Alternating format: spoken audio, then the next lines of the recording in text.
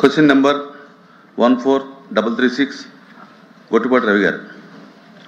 Chairman sir, మొదటి ప్రశ్నకి అవునండి, రెండవ ప్రశ్నకి లైన్ మ్యాన్ పోస్టులు నియమించడం కొరకు కావాల్సిన తగు చర్యలను డ్యూ ప్రొసీజర్ ప్రకారం తీసుకుంటాము సార్. మూడవ ప్రశ్నకి అవునండి, నాలుగో ప్రశ్నకి కొత్త స్తంభాలు ట్రాన్స్ఫారాలు ఏర్పాటు నిరంతరం ప్రక్రియ మరిన్ని అవసరాన్ని బట్టి మంజూరు చేయబడుతుంది. ఏపీడీఎస్ వద్ద తగినంత సంఖ్యలో స్తంభాలు ట్రాన్స్ఫారాలు అందుబాటులో ఉన్నాయి మరియు కొత్త స్తంభాలు మరియు డిటిఆర్లు నిల్వ స్థితి అనుబంధం ఏబిగా రద్దు చేయబడినది.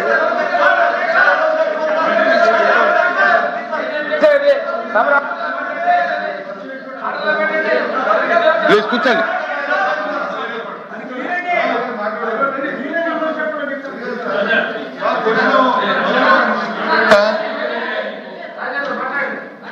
అధ్యక్ష,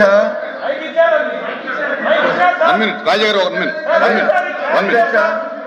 ఎల్ఓపి గారు అధ్యక్ష, రాజేంద్ర గారు ఒక్క నిమిషం అధ్యక్ష, అది ఒక్క నిమిషం అండి. ఎలా మొదలవుతుంది అధ్యక్ష? సాంప్రదాయం ఉంది. అలా కాదండి, మీరు ఎల్ఓపి గారు ఏదో అడిగితే మాట్లాడుతున్నారు. అడుగుతుంది సింపుల్ గా. ఆ క్వశ్చన్ అయిపోయిందండి. సింపుల్ గా ఆ క్వశ్చన్ అయిపోయింది. రెండో క్వశ్చన్కి వచ్చాం.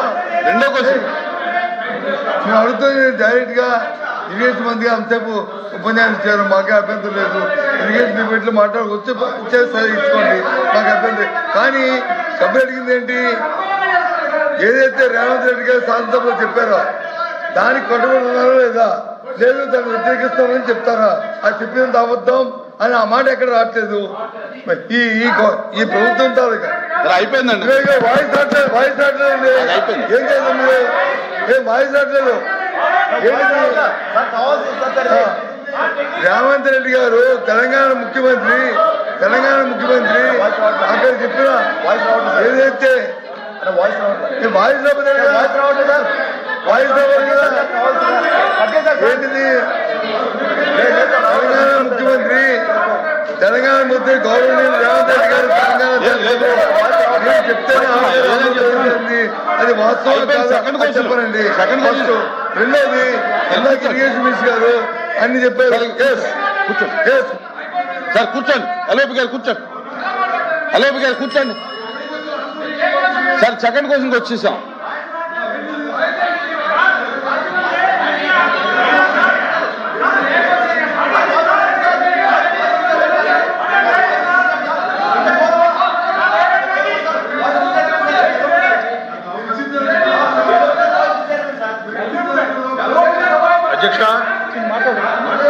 అధ్యక్ష, ఇది చాలా ప్రాధాన్యతతో కూడినటువంటి అంశం. అధ్యక్ష 1 మినిట్ అండి, క్లారిటీ రాను. కూర్చోండి ప్లీజ్, కూర్చోండి.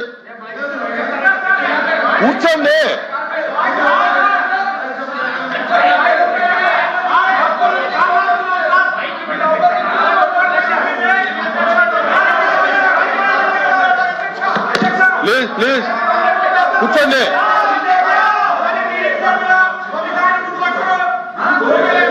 ఆయన కూడా నీకెందుకు స్వామి? ఆయన కూడా నీకెందుకు?